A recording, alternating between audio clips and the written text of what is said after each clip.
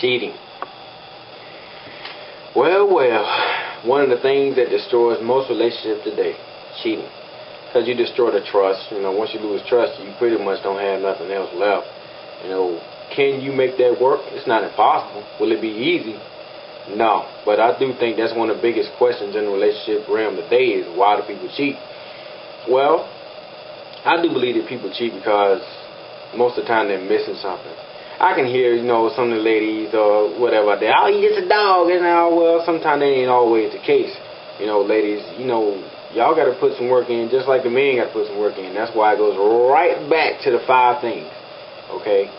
Keep it real, be honest. You know what I'm saying? It's just, if you ain't feeling it no more, then you just say you're not feeling no more. Because, yeah, is it hard to just break up? Yeah, it's hard to break up. Easy to get together, but hard to break up. But haven't you noticed that when most people get caught cheating, especially if they in the act or whatever, they freak out. They're like, oh my God, I'm sorry, I didn't mean to do it, baby. Wait a minute, hold on, whatever, right? Because what it is that the person is doing with the other person what they genuinely want to be doing with the one they really want to be with. So they don't want to lose the one, so they end up going out there and doing something. And see, if you don't get yourself in that situation, you ain't nothing to worry about. But the golden rule is don't do anything that you would not want your mate to do. Plain and simple, right? It's too easy. If you don't, fellas, you don't want your woman grabbing on some dude behind out there, right? Hey, don't do it yourself. All right? It's just that simple, man. Like I said, sexual temptation is probably one of the hardest things to deal with. As a man, I will agree to this. I will. Okay. I did mention that I am happily married. I am. All right. But does that mean you will not look? No, that don't mean you don't look. I know that I look, and that you don't look, and that's guaranteed. How do you think you got to be with the one you with? You saw her first. So I can hear now, I see he looking now, whatever, man. You don't have on horse blinds all of a sudden when you get married. That don't mean nothing. You still look, but the key is don't touch.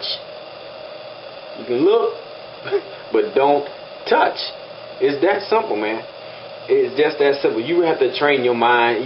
That comes with maturity. You start to realize what's important. You really start to wake up and see what's important, right? Well, see, the thing about it is, once you got married, right, it was not you, her, and her homegirl up there at the altar. It was not you, her, and your homeboy at the altar up there saying them vows, right? So only one person, is supposed to separate you two. And that's God, because he's supposed to take one of y'all home. That is the only person that is supposed to separate y'all. Nobody is supposed, a human being is not supposed to separate what God put together. I'm sorry. It ain't no way to justify that wrong, because it's wrong. If it was so right to cheat, then it wouldn't be so many bad consequences, which is going to lead to several other topics on this site over here to the side once I get going on that, okay? Okay, like for instance, nothing a lot of people don't understand. When a person cheats with you, right, knowing that you're married, man, they disrespecting you, they disrespecting your wife, they disrespecting themselves. They don't care, man, okay? See, the one that cheats with you more likely has nothing to lose. See, after you done, got caught up and all that stuff, now they own, the girl or the man is owned by their weight. Now you got to sit back and deal with all that hell that comes afterwards. All that, getting a divorce that's not what you really don't want to do that, for one thing. If you can help it, don't get a divorce about it. Which, in other words, don't be out there cheating, and you don't have to worry about that stuff, right? So, if you want to be out there like that, the best way to do it is just go and get a divorce, right? Go and call it quits. Go and call it quits and go on your separate ways. And then you won't be dragging your whole family into your mess. It'll be just you dealing with your mess. just you alone, player on player. You got the whole field to play with, right? Do what you got to do. But there is one big double standard when it comes to infidelity, man. Because a man can sleep with all when he pleases, right? He can go out there and play around all day, right? It's acceptable. But when a woman do it, she's automatically classified to be a whore.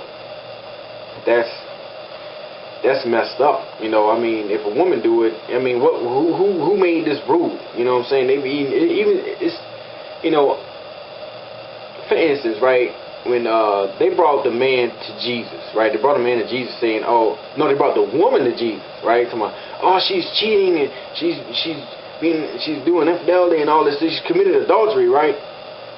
Where was the man at? She couldn't do it by herself, right? Okay, see how that works?